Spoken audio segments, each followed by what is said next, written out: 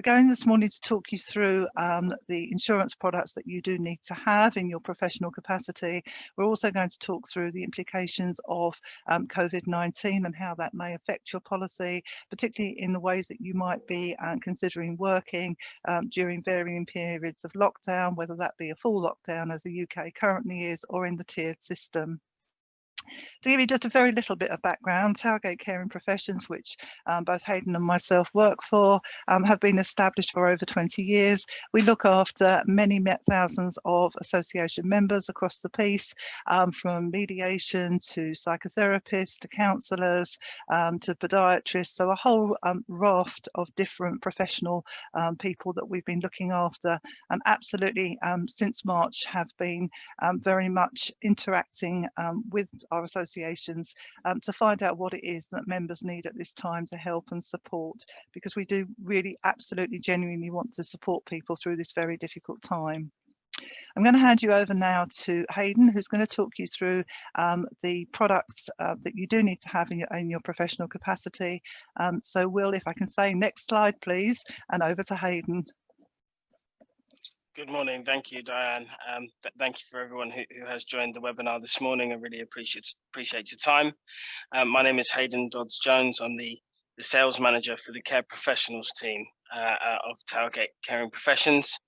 I've been with the business just coming up to 7 years now. 7 wonderful years and hopefully many more to come. As in my title, I'm the sales manager of the team, but my role goes a little bit further than that, because whilst I have an objective to sell insurance policies, as a business we have a real emphasis on the advice that we give our customers and the support that sort of follows that advice as well. So just want to discuss with you this morning and give you a little bit of context around some of the sort of risks for business owners that we've identified, particularly following the pandemic and the challenges that COVID-19 has brought for all businesses, large or small, and what we've done as a business to try and support businesses through these challenging times. Appreciating that we can't put our arms around everyone and sort of make everything better, but as a business we have an ethos that if we can provide our customers support in any way, then it's only right that we do so. So for many business owners, your sort of risks may not necessarily have changed per se, not for your sort of business liabilities. So whether that be your professional liabilities as a practitioner, the advice that you give and the service that you provide your clients, and the potential for claims or allegations of professional negligence being made against you, where you may have given incorrect advice, or a client complaining about your service generally to a professional or regulatory body just because they don't believe that the service was of a standard that they've become accustomed to expect. Those are some of the risks that you may find you're open to, and there are sort of insurance policies such as professional indemnity insurance that are able to support you through those challenging times as well. Additionally, you may have a professional regulatory body that decides to take disciplinary action against you following a complaint by a client, or just generally following a failure on your part to adhere to a code of practice or a code of conduct, as it were. And there are policies that we offer that can support you in that regard as well.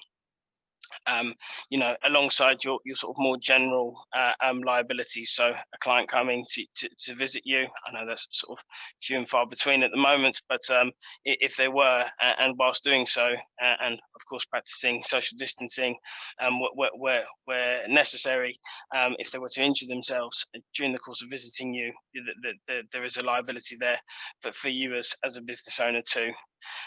Along with things such as competitors making accusations of false or slanderous allegations that you've made about them, and the potential for litigation to be sought against you as a result of that as well. alongside other things such as copyright infringement and tax investigations by HMRC, whilst the Treasury are doing lots to support businesses through this time. I suspect that as a result, you may well find that there are a lot more audits being conducted, or they will be being conducted when things do return to normal into businesses' tax affairs.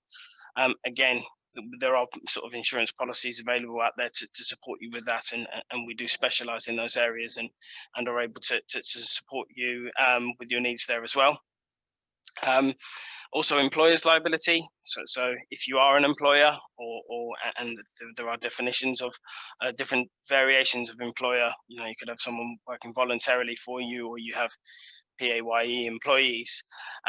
Employers' liability insurance is a compulsory insurance. It is unlawful if you don't have that, and there are some significant ramifications if you are found not to have that, where you do need that, such as fines that can be imposed by the government and so forth.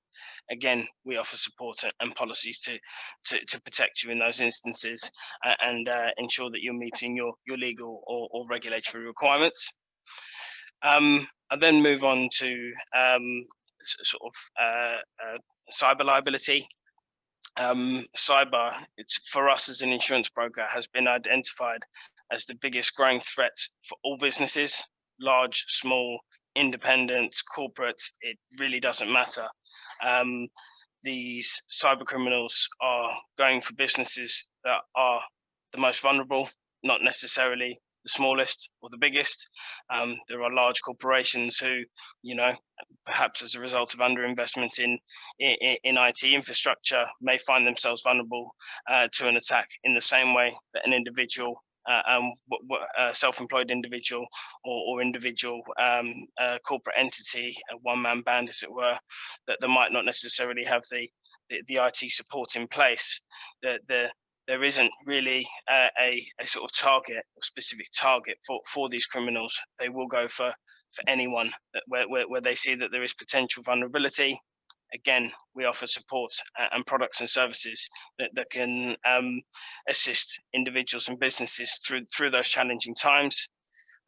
Some recent studies suggest that, just reading up recently, that 46% of small to medium-sized enterprises have reported a data breach over the last 12 months, and a lot of those are as a result of cyber incidents. So again, as I say, for us as an insurance broker, we see that as the biggest emerging risk for any business. Not necessarily gone are the days, but it is becoming less prevalent that criminals will break into an office or a commercial building and come and steal equipment, because it's becoming less and less valuable. But people's data, bank accounts, and so forth is extremely valuable, and these criminals, unfortunately, are finding ever increasing ways of being able to infiltrate the infrastructure that the banks and individuals and businesses have, unfortunately. If we could move to the next slide, please, Will. Thank you. We then move on to the effects that COVID has had on businesses. That they are wide-ranging, but we tried to summarize them. So the sort of first one for us, and it was a challenge being a large organization that we had to overcome, and it really got us thinking that if it was a challenge for us, sort of migrating 7,500 employees from working in office spaces to working in their homes with all the sort of IT support and infrastructure that we have. Imagine how challenging that might be for smaller businesses. So we definitely identified that the remote working and the effect that had on businesses' abilities to service their clients was a real potential adverse impact on businesses, along with the potential for reduced income of being unable to work at all. Accepting that there are people that carry out roles that physically cannot do their work if they're not face to face with their clients. The furloughing of staff, or actually being furloughed yourself, is sort of from personal experience. My partner was furloughed. was a bit of a worrying time. Obviously, a lot to get your head around, lots of things changing, lots of information being thrown, and how that would work. Along with sort of scrutinizing business expenditure. So things such as cancelling insurance policies. It was well documented that across the industry, cancellations increased. But we felt as a business it was really important to highlight that there are potentially implications in cancelling insurance policies, such as if you have a professional indemnity insurance policy, the nature of the policy being that you have to have an active policy when a claim is made in order for the claim to be accepted. If you cancel a policy today and someone makes a claim against you tomorrow, you may well find that you're sort of left exposed and unindemnified, which isn't an ideal outcome for anyone. Even if the aim is to save a bit of money, you wouldn't want to do so if it was going to have an adverse effect on your business or you personally. And along with the sort of general inquiries about does my policy provide cover for claims arising from COVID-19, whether that be the transmission of the virus to am I able to work face to face, whilst there's or increased restrictions or lockdown measures in place. These are some of the questions that we've had, and we've tackled them with responses and tried to support our customers, explaining that our policy isn't going to restrict as to whether you work face to face. It is important though that you sort of refer to the government guidelines and ensure that you're operating securely, and if there are increased measures such as a national lockdown, that advice is being interpreted by you as the business owner, so that you can demonstrate reasonably that if you did have to go and see a client face to face, it was an essential trip, and you can rationalise that in case that were ever sort of brought into question. That's just a little bit of a flavour about some of the things that we've done to support our customers and our clients throughout this time. Additionally, as a group, as a business, Towergate Insurance Brokers, we introduced what we referred to as our COVID-19 hub. A link can be provided sort of subsequent to this webinar today to our website, where you can visit that, and it includes a wealth of information, actually, is what I would refer to it as, whether that be advice on managing remote workers. I know that just from personal experience, it's a conversation, an ongoing conversation for us, because whilst we did a lot with our teams to enable them to work from home and ensuring that they were confident and comfortable in doing so, we're 7-8 months down the line now, and it's important to keep those conversations ongoing, people's well-being, mental health, their ability to fulfill their role, the challenges that working from home brings, etc. None of that's changed. If anything, as time goes by, working from home, from my personal experience, is a challenge in itself, 5 days a week, let alone consistently for coming on to 8 months. So as I said, there's advice and support on that. Hayden, can I just as far as the hub is concerned, I think it's important for everyone to know that the hub is regularly updated, so it's not historic information that's sitting on there. So if you do go on at any time and there has been a government announcement, it will be updated within 24 hours. So for example, the new furlough scheme is now on there, and so really anything you need to refer to in respect of government guidelines, there are lots of risk alerts on there that you will actually find helpful. Should I just cover the health and safety as well, Hayden? Yeah, absolutely. Yes, please go ahead. Okay. Thanks, Dan. So we work with a strategic partner called Ellis Whittam, and we have done for over 3 years now.